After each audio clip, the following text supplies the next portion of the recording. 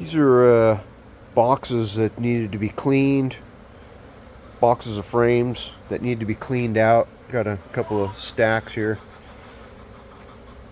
This was a late swarm that decided, for whatever reason, they swarmed and needed a place to go. They went into this stack of boxes and cleaned up a bunch of frames, put them all back together, drew some comb, survived winter, and are now bringing in tons of yellow pollen.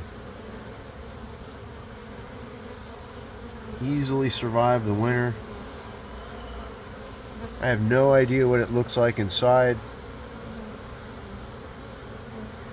but that's nature for you. Just when you think they can't survive, they do.